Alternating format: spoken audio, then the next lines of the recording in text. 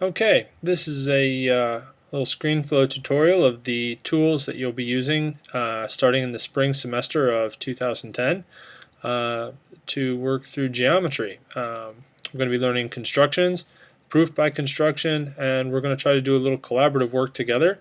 So you can expect to have an assignment about twice a week on our class blog, which is called Geometer's Paradise. Here you'll see some assignments posted from the previous semester. This was constructors using angle and segment bisectors.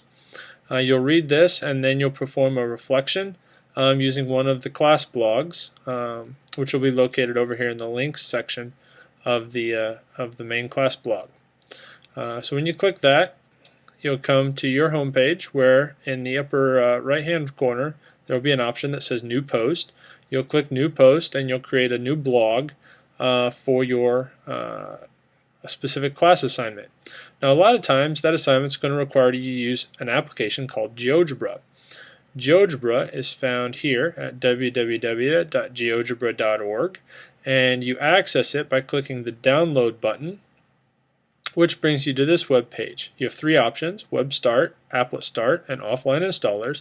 Most of you are going to be using Applet Start. This is especially important if you're on a school computer or if you're on like a public library computer. From a home computer, Web Start and the offline installers are excellent options. But you'll even notice in class I will use the Applet Start to do all of our demonstrations.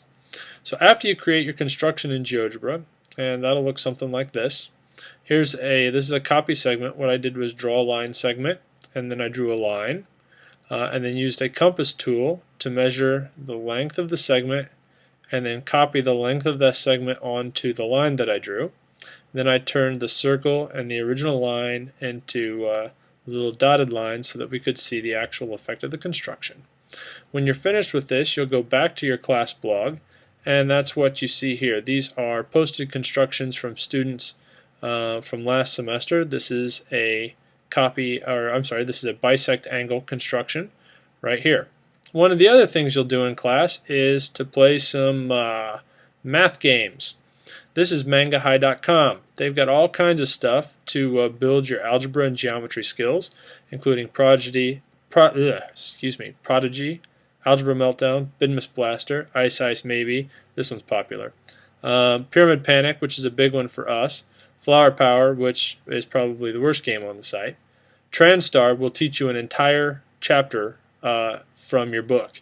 You can do the whole thing with this application. And then Save Our Dumb Planet, which is a graphing game that nobody's figured out yet. But anyway, let's look at Prodigy. This is the Prodigy game.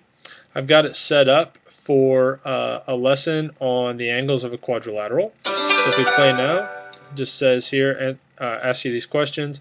Which of these shapes can Pythagoras' rule be used with? Pentagon, octagon, right angle triangle, equilateral triangle. Of course, that would be the right angle triangle. Which of these rules is using his theorem correctly? That would be 7 squared equals c squared plus b squared. And we've solved it, so we're going to go with this one. Alright. And now they're repeating questions.